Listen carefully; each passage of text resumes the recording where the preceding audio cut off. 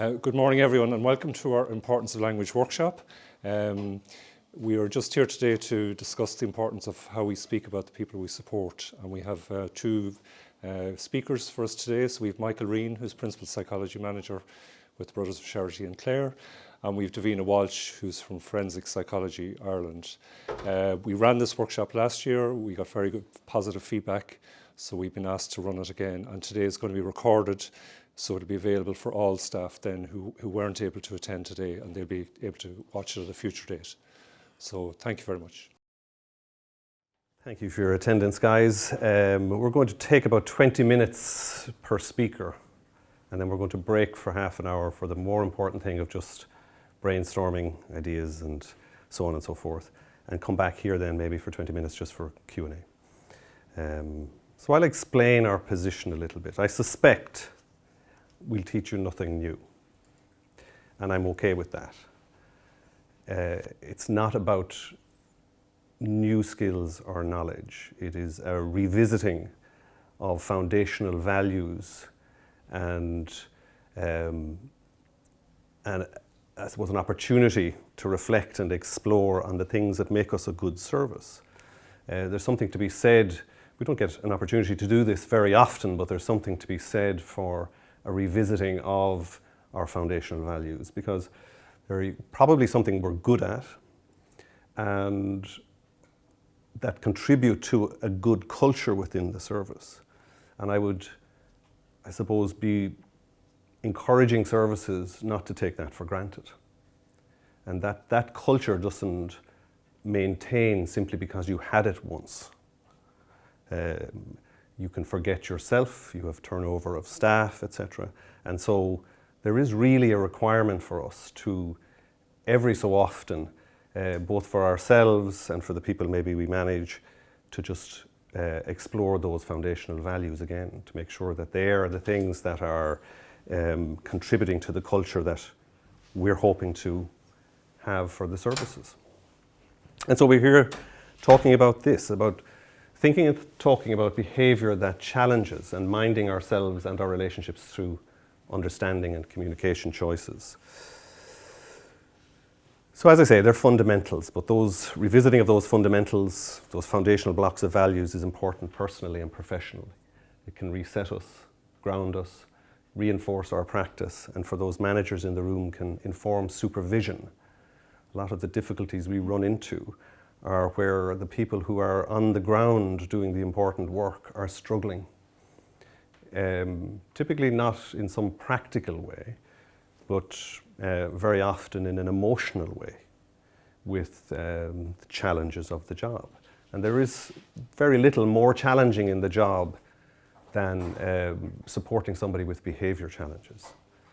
And those, I would suggest to you, the foundations that we have, those values, the understanding that we stand on in our work is vulnerable. And another reason for us to explore it here. So I'll look at the objectives of today. I suppose it's to provide managers and support staff with a frame to support staff. Well, here, the first time we did this, it was for managers, so forgive this, just concentrating on those. To meet the challenge of maintaining positive relationship with people whose behavioural communication can often unintentionally strain or break that connection.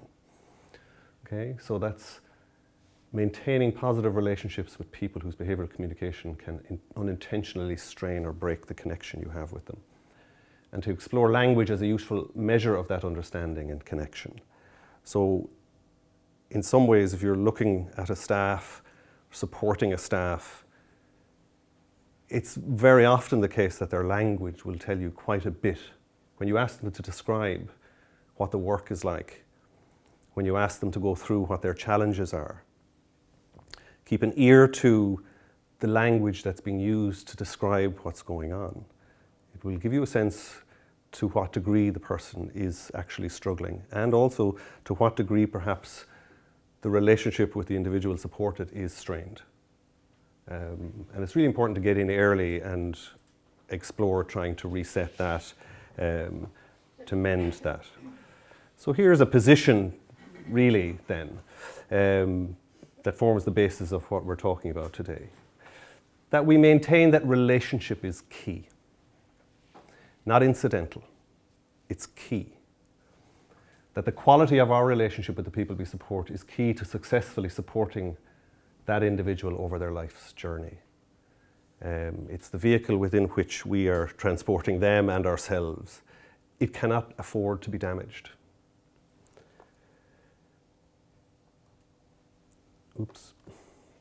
That if it is strained or compromised, it affects our ability to support people to achieve valued outcomes, navigate challenges, problem solve, and personally develop. So it's really important for us to be aware of whether it is being strained or stressed. That challenging behavior has a high risk of negatively impacting that relationship. So when we talk about vulnerability, this is one of the very significant vulnerabilities. This is one of the most difficult parts of the work. There's many parts of the work that are difficult for direct support staff and managers.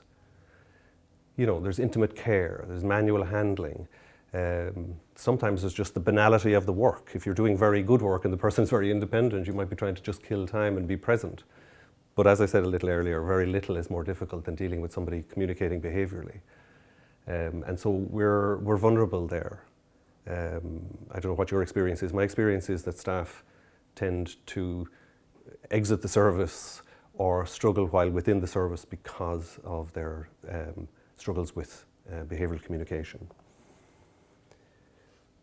And that our understanding of the individual's behaviour then determines the nature of our emotional responses and how we think about the behaviour. So this becomes key. This is our protective cloak. What depth is your understanding of the behaviour? My experience is that when I talk to staff who are struggling, it's clear quickly that their understanding has been undermined or compromised, or they don't have a framework for understanding what's going on, and therefore, unavoidably, they take it personally. They misapprehend it and contribute or attribute certain motives on behalf of the person, rather than having a broader framework to understand it, a framework which would encourage empathy and connection rather than disconnection. So this becomes key, and it's part of our role to make sure that the people that we're managing have a good understanding of that.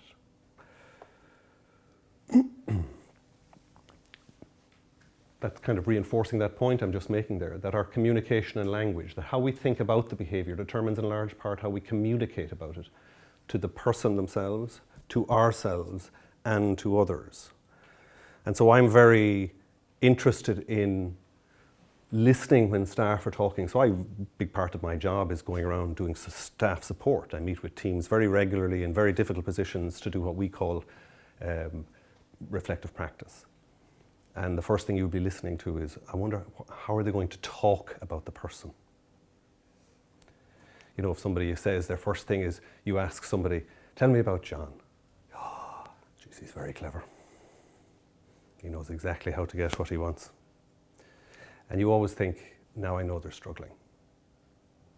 It's extraordinary that in a service where somebody is diagnosed as compromised in their intelligence, as a fundamental criterion for being in the service, that the first descriptor you would use would be they're very clever. That tells you something that they don't have a framework to understand what's going on. It's also disconnective language, and we'll talk a little bit about that. Doesn't mean the staff is a bad staff, doesn't mean they're a bad person. My experience is vast majority of times we're dealing with excellent staff who are struggling and want you to give them a framework for understanding which protects them and the relationship with the person they're supporting.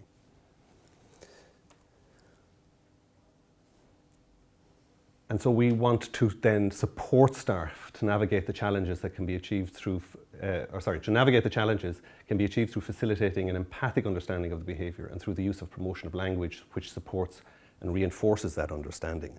So while it might seem a little trivial, it matters, the words matter.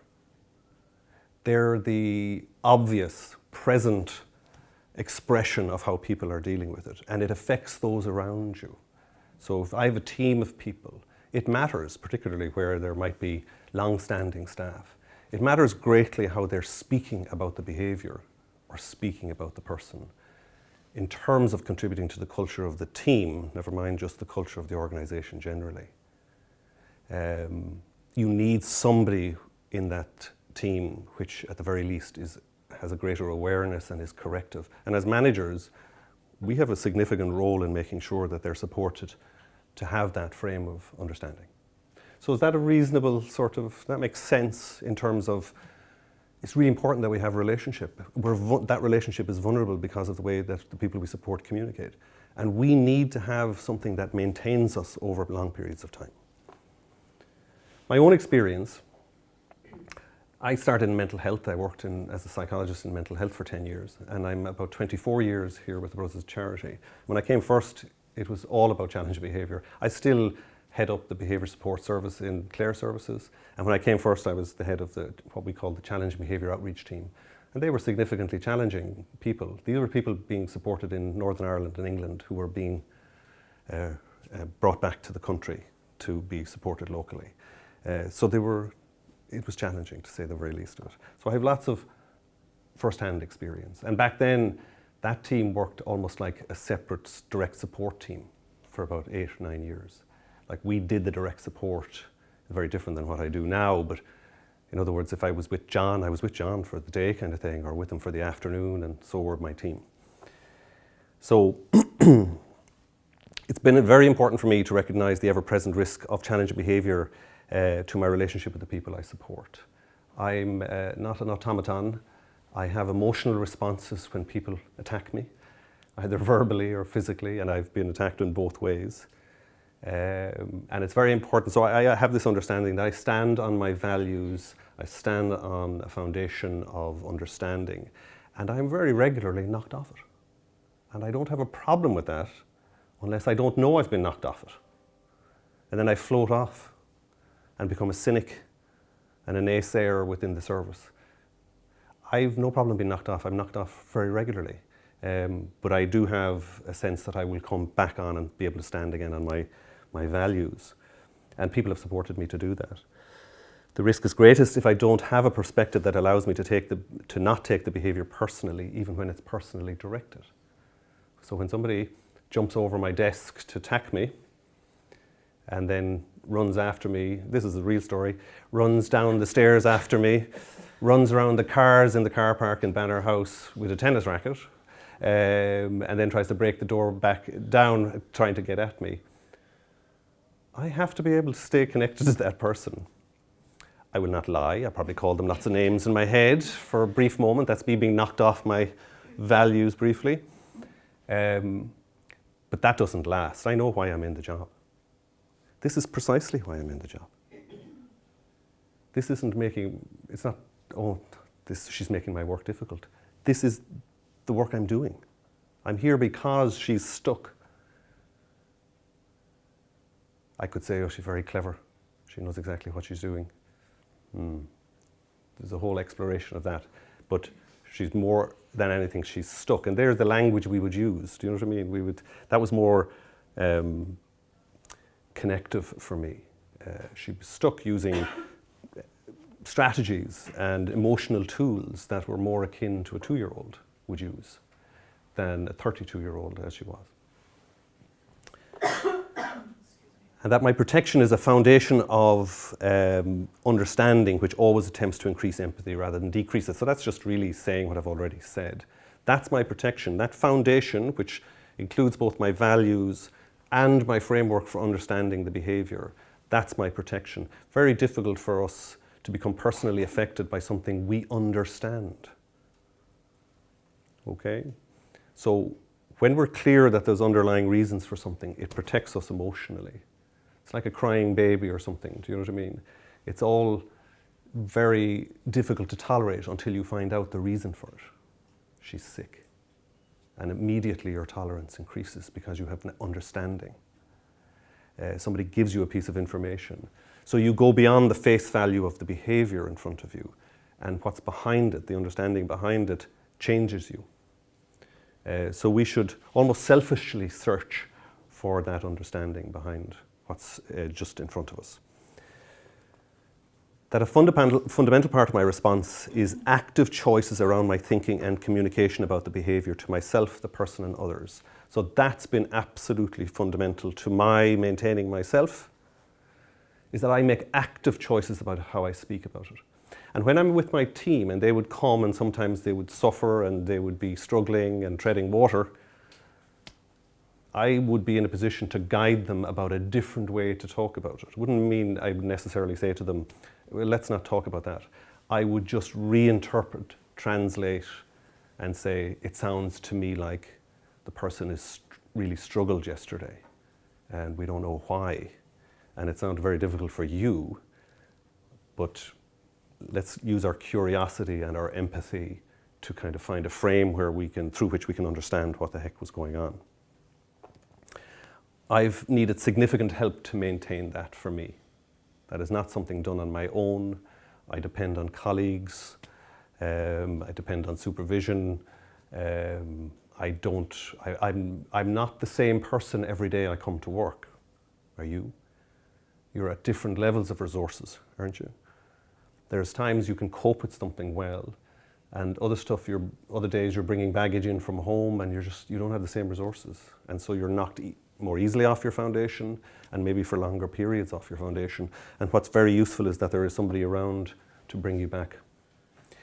And that I can support others to maintain and sustain their relationship through modelling the same understanding and communication.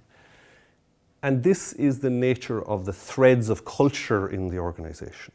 This is how you reach out, that everyone is seeking help and offering it, seeking understanding and offering it.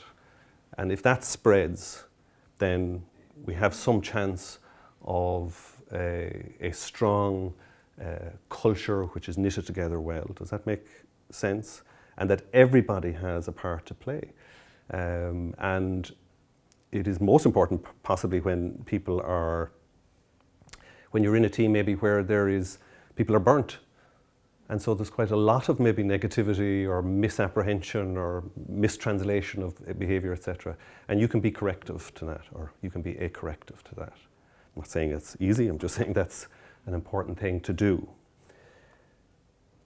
So let's have a look at it then. I think when challenge behaviour comes, there's a couple of options. We look at the misunderstanding. I think this is often key. So we experience the behaviour, and then we can misapprehend it. We can take it at face value without seeing any underlying messages. And that can lead to stress, defensiveness, frustration, anger, helplessness, often directed back at the person. A person we are paid to support, and yet ironically find ourselves in opposition to, the exact opposite of what our goal is and role is. And that can lead to, if I think we're not aware, and if we're not making active efforts with some understanding, then it leads to communication choices which could be broadly described as using a language of distance. She's very manipulative. Oh, she's very clever. She knows exactly how to get what she wants. I couldn't tell you the number of times I've had that discussion with teams. I don't pounce on that. I'm just listening for it as saying this team is struggling or does not have a framework through which they can understand what the heck is going on, which keeps them connected to this behaviour, which might be appalling. The behaviour might be appalling. It may be directive, right at you. And so that language of distance then leads to a schism, if you like, in the relationship with the person. And we said at the very beginning, the relationship is key. You can't afford to have that break, that fracture. And those communication choices are to ourselves primarily, which then lead to our communication choices to the person and to other people. And what is the consequence? Well, unsurprisingly, disconnection, distance, increased stress, more behavioural communication from the person, less influence for you, and less trust in the relationship. And so it's a vicious circle. On the other side, if we do have an understanding, and it is up to managers and multi-D, etc., to make sure that within the culture of the organisation, people doing the hard work on the ground are given the frameworks to understand and therefore protect themselves from this very difficult part of the job, where an underlying message is assumed, where because I understand, my tolerance increases and reduces my stress, and it increases my empathy and leads to me solution-focused thinking. This is a comparative state of affairs, by the way. It's not to say that it's now simple. You now have a very difficult job, but you're not hindered by internal emotional distress as well, or negative emotional distress, if you like. So then the person can make some communication choices, which again maybe could be broadly described as using the language of connection. Again, to the people, ourselves and others, that maintains the relationship, maintains connection, decreases stress, hopefully over time would lead to less destructive behavioral communication, would maintain or increase your influence with the person, and maintain or develop trust with them. So there's some active part here. So we're not in control of a person's behavior. I mean, we do hope to influence that, but we're not in control of it. What you're in control of is the choices you make in relation to your response to it, isn't that right? Both in terms of your thinking and in terms of how you talk about it then. That can maintain you, that can nurture you, still going through a very difficult or navigating a very difficult piece of ground with this person. So here's a very brief framework for understanding, and I'm subtitling this the assumption of function, that you must assume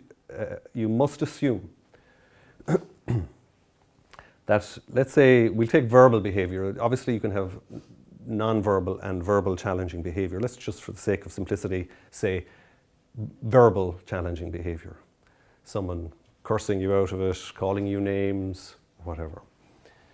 There must be a basic assumption that there is an underlying message, that we are not dealing with sociopaths who are merely abusing you for the fun of doing it, okay?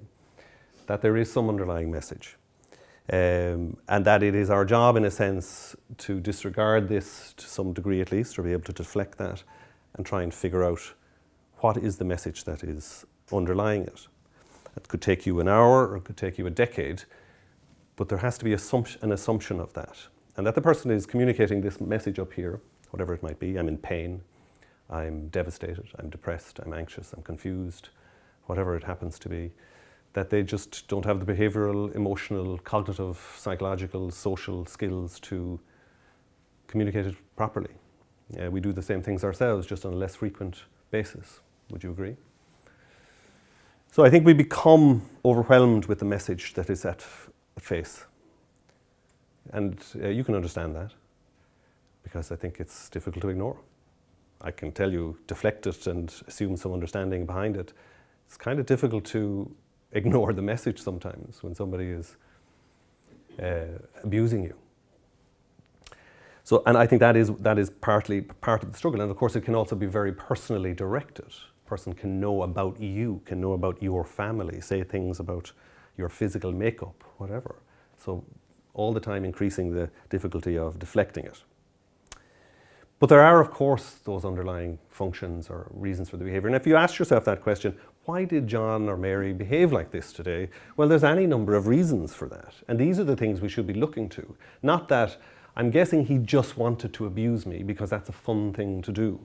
He just genuinely really enjoys hurting other people. Maybe that exists. I haven't come across it, I have to say, in my own work.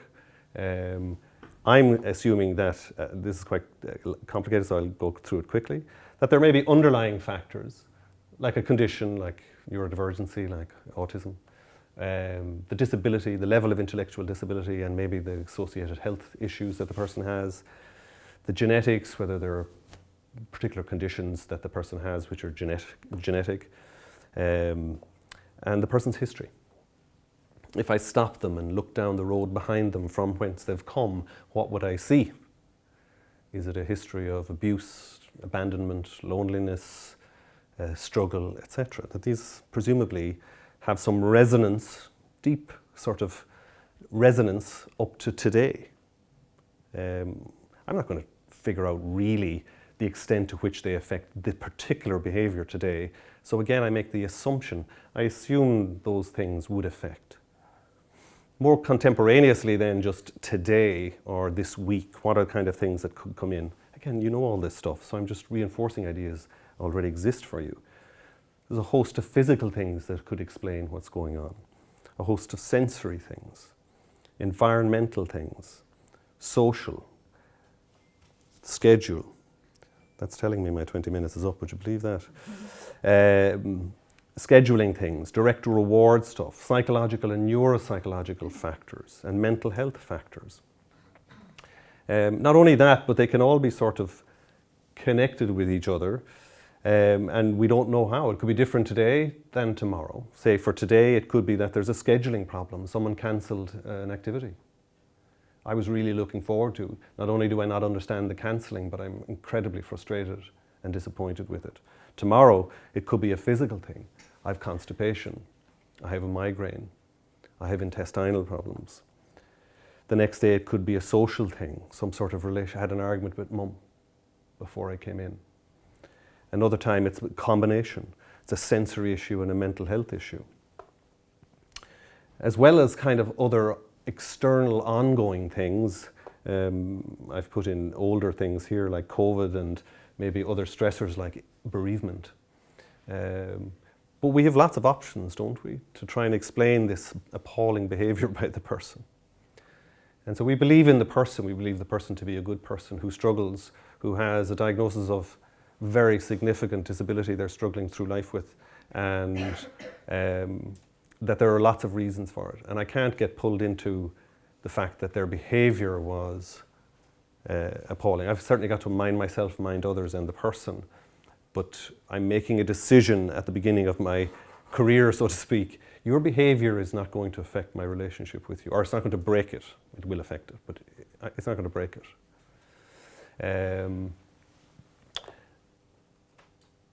So again, if we're supporting staff, we need to acknowledge the challenge and validate their experience. It's significantly difficult work. I don't know, many times I've had discussion with other people saying, I couldn't do a shift there.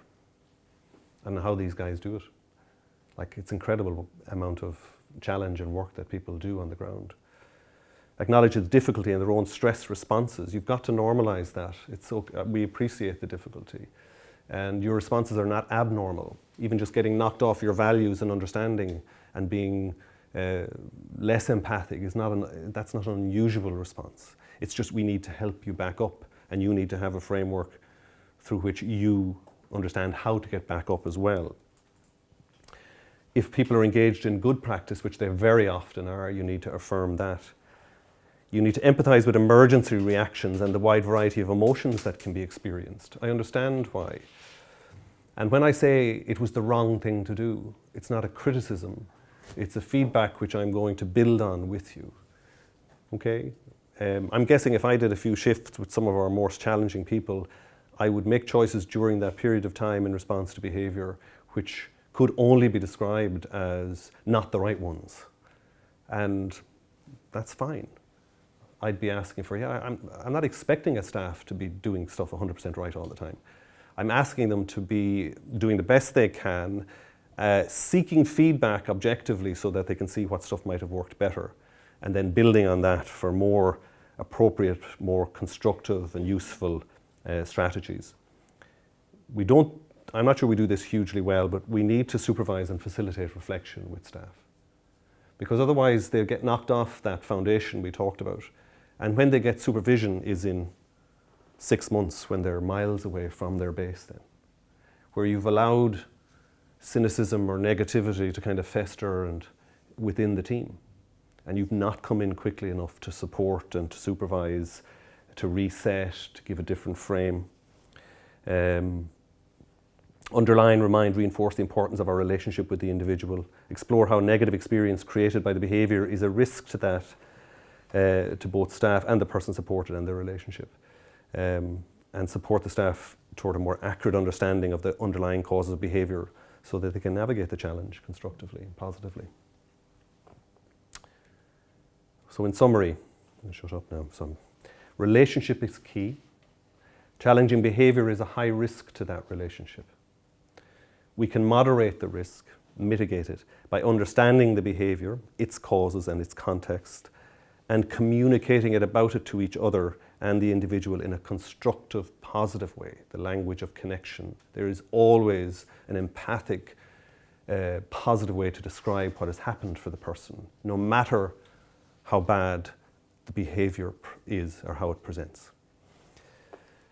And amongst other communication factors, language is powerful, readily identifiable, and can, with awareness and effort, be used to identify when and how a staff member is struggling. So that's a really obvious thing we can use straight off the bat, without having to delve deep into the psyche of the individuals we support or the person that is supporting them.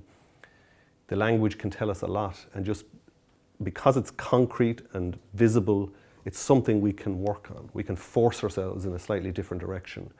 And it's useful in that regard. And managers are in a key position to monitor and supervise staff through those challenges in that way. Okay, that's me. Thanks very much, guys. All right. I'll hand you over now to Davina. Okay, hi everybody. It's good to come back and do this again. My name's Davina Walsh, and some of you here will know me. I'm a clinical and forensic psychologist with Forensic Psychological Services. We're based in Dublin, and we're a service that really works where psychology and the law kind of interface. So I suppose by that I mean we would work across family law, the prison service, criminal law, and in this particular context, we work with organisations like yourselves where they have individuals who are presenting with severely challenging behaviour that, did they not have a disability, would bring them into contact with the law. So, aggressive behaviour or, sexually inappropriate behaviour that, as I said, if they didn't have an ID, they'd be in trouble with the law. So that's the kind of work we do. So we work to support services, we work at individual level, so it's across the board. So I suppose I decided to kind of call my part of this, and there's a lot of overlap, I suppose, just to say that to you, between Michael's and my sections, and I think that's unavoidable. We're both kind of coming effectively from the same place on this. But I decided to call this section Sticks and Stones. So if you're familiar with that saying about sticks and stones will break my bones, but names can never hurt me. I'm just wondering how accurate you think that saying is, because it's around a long time. Would people see that as accurate? Do you think language is without negative consequences for people? No. Okay, so this kind of, this overlaps a lot with what Michael talked about earlier on.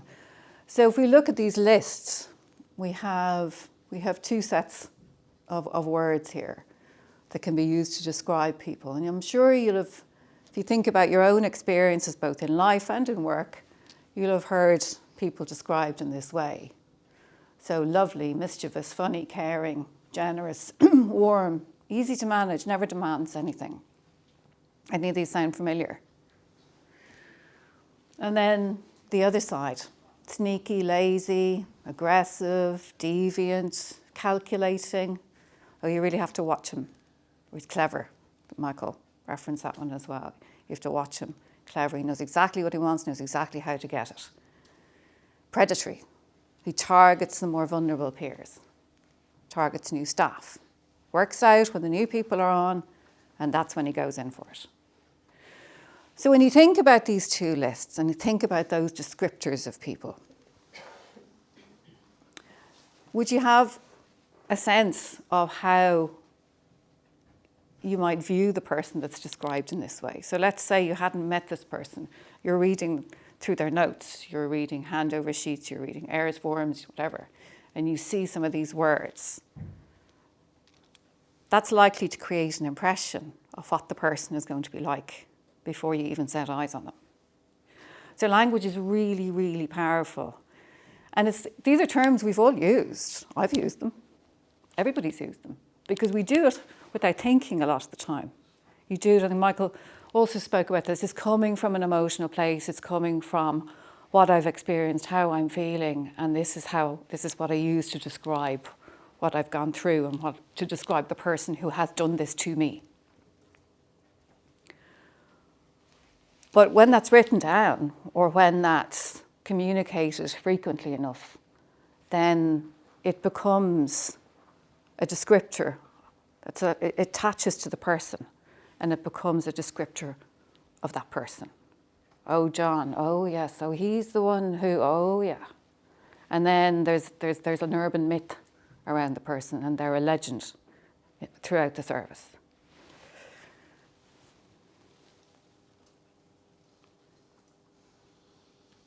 And so just to go back to that for a second, how easy or difficult would it be then when you read these descriptors or you hear these descriptors and you have to go in and work with this person? So already you're set up, and you're like, if you look at what happens to somebody internally when they're emotionally aroused, so everything is heightened. So their anxiety is up, they're hypervigilant, they're watching out for, waiting for something to go wrong, waiting for this, this to be confirmed about the person. So you're on tenterhooks, and that in and of itself can affect your interaction with the person. Okay, so what is language? Might seem quite an obvious question. It's a means of communication. Okay, so we use language to communicate information, to convey information, to convey opinions, to generate discussion, or to convey a warning. You need to watch out, you need to be careful. How do we communicate? So there's a number of ways. Verbally, in writing, by what we write in our notes or reports. Non-verbally, through our body language. And behaviourally, through our actions. And I suppose the people that you guys work with, a lot of the time, use the latter two. They communicate non-verbally, much of the time, and behaviourally, by virtue of their intellectual disability.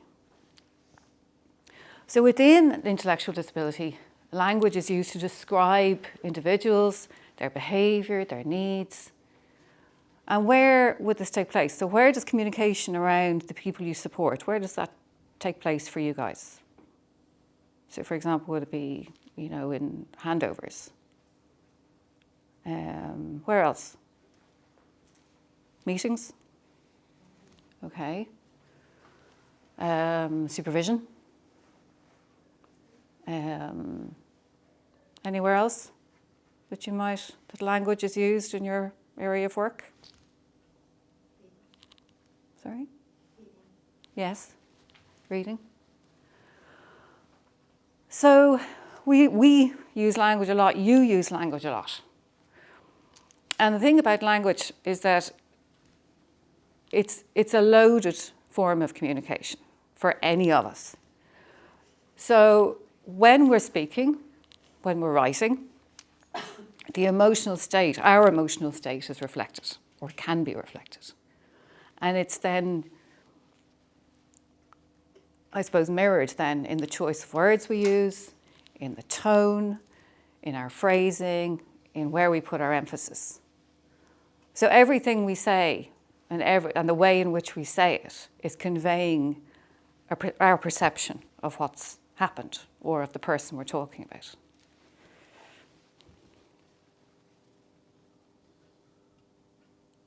Okay.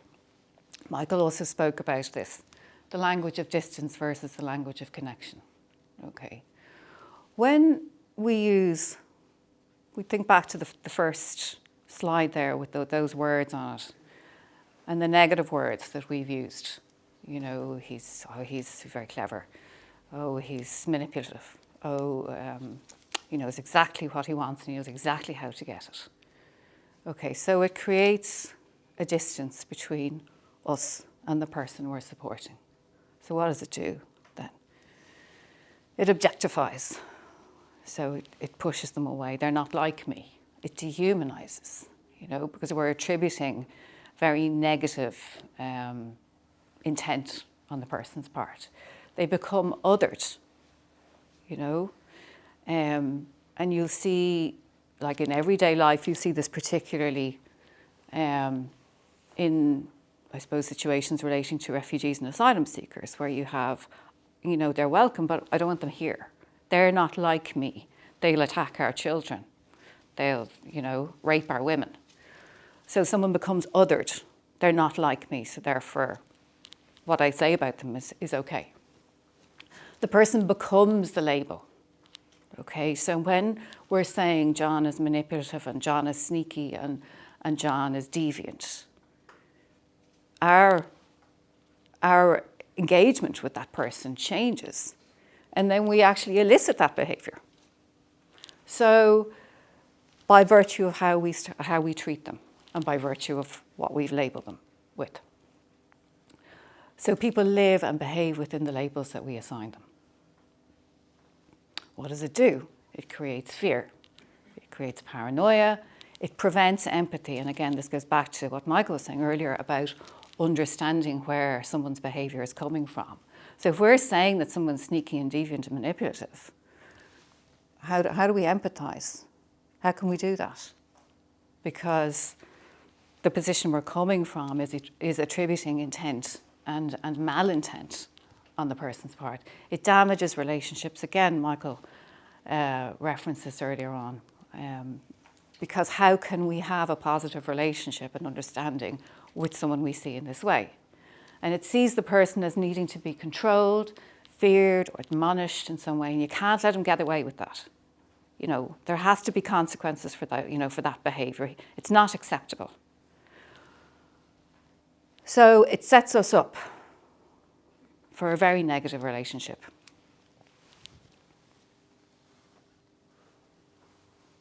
Okay. By contrast then, the language of connection. So what does that try to do? So it tries to understand, which is key. It tries to have compassion, to empathise, to relate. So what's going on for this person? Why are they doing this? So challenging behaviour then becomes seen as communicating a need or an expression of distress, unhappiness or frustration, etc. So rather than seeing it as somebody, being abusive, aggressive, for the fun of it, we're seeing it as a message. This is a message. Somebody is trying to tell me something, and I need somehow to try and work this out. The way in which they're doing it is far from ideal. As Michael said, it can be really, really tough to be abused, either physically or verbally. But there's a communication in there. Is it, I'm feeling really distressed and I really want you to understand just how distressed I'm feeling, so I'm going to break stuff, I'm going to throw things, I'm going to shout at you because I'm frustrated because you don't get it. The person being supported lacks the verbal skills to articulate their message appropriately. And that's key to remember. So even if somebody is very verbal, I think it's keeping that piece in mind. The person has an intellectual disability, and by virtue of that, they're verbally compromised. So no matter how well they present, it's so important to remember that. Their capacity to self-regulate. So all of these things contribute to I suppose, like inappropriate communication. Their capacity to self-regulate emotionally, physically, verbally, or sexually is impaired and compromised, particularly when they're overwhelmed. And I suppose if we have that understanding, then we can have more compassionate description. So we can see the person in a more positive way. We can see that this person is not trying to make my life hell. They're actually overwhelmed, angry, frustrated, isolated, they're hungry. All of the things that Michael talked about earlier, some of the internal factors that might be contributing to this, or their reactions to things that have gone on in their lives or gone on in their day.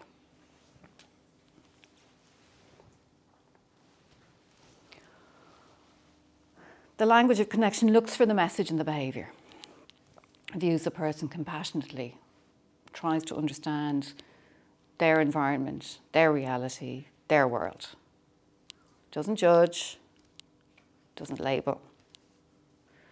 And it recognises that the person being supported has very limited influence, choice, or autonomy in their lives. So if we think of sometimes the shouting, the screaming, the throwing things as maybe a little bit of a voice of protest. I have no other way to be heard. So this is what I'm doing. I have very little choice. I have very little autonomy. So here's my way of telling you I'm upset about that. It also, the language of connection also recognises our role in the relationship. So we exert influence on the dynamic. And Michael again touched on this earlier by saying, you know, when you come into work on a given day, you're not the same person necessarily as the one who was in the office yesterday. You know, stuff has happened in our own lives. We're carrying that as we come in every day. We're human, you know. As much as we might try to park things, stuff inevitably leaks in. So we need to be mindful of where we are ourselves. And then look at, well, what do I bring to the party here? You know, I have a role. So the relationship is not just all on John's side. I play a part too. So what does John trigger in me, maybe? So recognises that the person being supported is not the problem. The person exists and functions within the context of their daily environment, so physical, social, and internal. So the person, like all of us, we're always in a state of kind of responding to what's happening around us and in our lives. And our person being supported is no different. Okay, I suppose I just wanted to pause on this one for a minute, because a lot of the time in the work that I've done, this seems to can be a bit of a sticking point for people. So that, I suppose, sense in which a person has no empathy for the person that they hurt. And I suppose this is just an example of maybe some of the things I've heard. So he takes over the living room in the house, in the community house, and he doesn't care that no one else can use it. Because she disturbs everyone with her non-stop shouting and doesn't care that the others suffer. She doesn't care that Mary cries when she's shouting, and happens all the time, and she still doesn't care. He wouldn't apologise to George, and he knew he had hurt him. She only apologises because she'll be afraid she'll be in trouble. She's afraid she'll be in trouble. Okay, this is one you hear a lot. And she knows she upsets Jane, and she still does it. Do those sound familiar? Have people come across those? Yeah, okay. Okay, so here's one then. Is it reasonable to expect a person that we support to have empathy? Empathy is a really, really sophisticated skill, okay? So it begins in early childhood, and it's really developing right throughout our lives, but primarily it's really solidifies, I suppose, in our 20s, okay? And that's for those of us who don't have an intellectual disability, and boys take longer than girls to fully develop it. There's a surprise. Sorry, Michael. So it is a really, really, really sophisticated skill, okay? And it's located in this part of the brain. So your frontal lobe is where it's where the seat of your executive functioning, and this is where your empathy really is located. Your cognitive empathy is located. So there's two types of empathy, broadly speaking. Okay, emotional empathy and cognitive empathy. Okay, so your emotional empathy is the one that you see a lot of the time in young children. So they feeling another person's feelings. So if any of you've seen kids in a creche or play school, and one child falls over, hurts himself, starts to cry, and the next thing you have a chorus of, everybody's upset. All the kids then are crying, and suddenly the whole place has erupted. That's emotional empathy. You're upset, so I'm upset. I don't know why you're upset. I don't know why I'm upset, but you're upset and I'm upset, okay? So it's feeling another person's feelings. So what that person is experiencing has an impact on your emotional state, okay? So feeling distress in response to someone else's pain, okay? Cognitive empathy, on the other hand, okay, requires understanding someone else's perspective. So putting yourself in someone else's shoes and imagining what it might be like to be that person at that moment with that thing happening to them.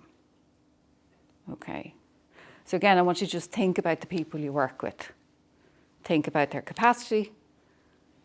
Think, I suppose, even about ourselves, and at times how difficult that might be for us, depending on where we're at. And then think about the people that you work with, the people you support. So if it can be really tough for us at times, depending on where we're at, how difficult must it be for them? And is it reasonable to expect them to have that level of sophisticated understanding, given that they have an intellectual disability? Okay, so both types, so emotional and cognitive empathy, are both important skills to have in terms of helping us form and maintain relationships. But people with intellectual disabilities often have difficulty forming and maintaining relationships by virtue of their ID. Aspects of empathy, and in particular cognitive empathy, may not develop. So what does this mean? Well, it means they struggle to take perspective. And because of that, they'll have difficulty in their interpersonal relationships. That's the same for any of us. Any of us who have difficulty empathizing have difficulty in our interpersonal relationships. They may regularly act without seeming to care about the consequences at all. Again, I don't know if some of this makes sense in terms of the people that you work with as you reflect on them, okay? They may not understand the emotions of others and then respond inappropriately. So they might laugh when someone else gets upset. And that, and that can make somebody recoil in horror. But actually it's not understanding, it's a lack of understanding. Or it's perhaps an unease or a discomfort. So they laugh in response. And then apologies after the event are either absent or they seem insincere. And that's back to, he only apologized because he thought he'd get into trouble. So the result of this is that it can really generate frustration and anger and upset in the people who work with the clients, and then influences how staff think, feel, talk, and write in relation to the person. So it's just an important one to reflect on, because I think empathy is one that stands, I know something that I've heard a lot working within organisations like yourselves, and it seems to be a huge challenge for staff who work with people, that sense of somebody engages in a behaviour and they don't seem to care about the consequences for other people, or that they've hurt them or upset them. Okay, so what can we do? And what can we do about, I suppose, the language that we use, and how can we just make ourselves more aware of it? So well, look, firstly, we're all human. We all get frustrated, and it's important to acknowledge this. So we all have days where we're not at our best, and those days we probably you know, we might react or respond in a way that's not ideal. Okay, and I think, again, Michael spoke about this a bit earlier on, and look, we have those days. It's about recognising that, and recognising that this was not my finest hour here. I need to look at how I could do this differently. But I suppose also being kind to ourselves and recognising, look, that this isn't the place that I come from. You know, these are not the values that I hold. But sometimes, you know, as Michael said, I get knocked off, but I need to find my way back. But being compassionate to ourselves in this also allows us to be compassionate to the person we're supporting. So ongoing discussion and reflection and openness to self-reflection. You know, how can I, you know, what was going on for me when I responded to John in that way?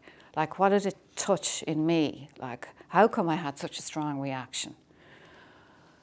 So all of those things will help us figure out maybe what influences us to use the language that we use.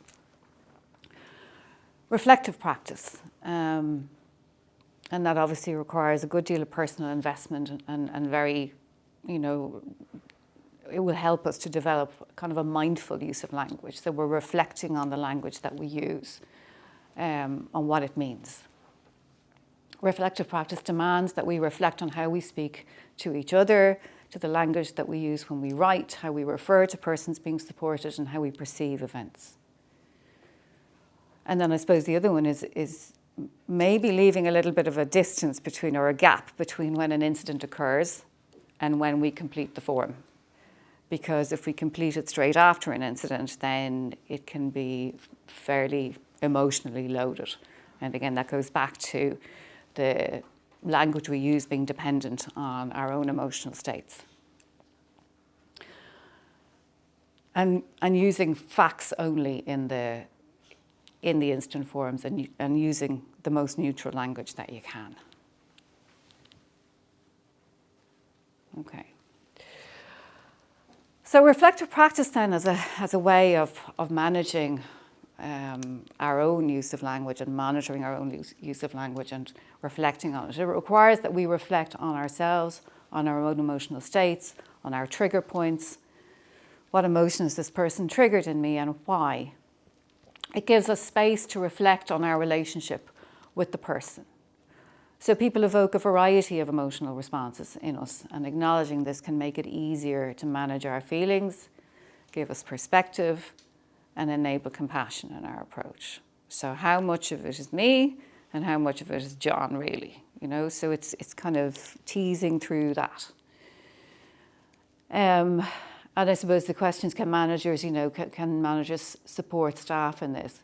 And I suppose the job, if you like, or the task of managers is to foster an environment of reflection and openness without fear of judgment or consequences, so that someone isn't going to feel that if I'm open about what was happening for me in that moment, that somehow makes me look incompetent or that I can't do my job. And I suppose it's important that the environment is safe enough for someone to be able to be open about their own experiences and about how they responded, reacted, and the language they used. So I suppose then we're looking at maybe managers modelling some of this themselves, you know. So allowing themselves to be a little bit vulnerable in a moment and then kind of reflect on their own responses, the language they've used. And then do other supports need to be put in place? So I suppose these are questions like what can we do to support the staff, to support the people that they support?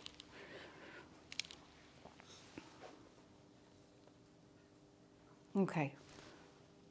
And I suppose just finally, these are just a couple of quotes that I found. A different language is a different vision of life, which I thought was interesting, because when we speak differently, we do start to see things a little differently. And then our language is a reflection of ourselves. The language is an exact reflection of the character and growth of its speakers. And that was, this guy, Cesar Chavez, was a human rights activist. So how we speak about people says so much about where we are in ourselves. So on that note, that's me. Thank you.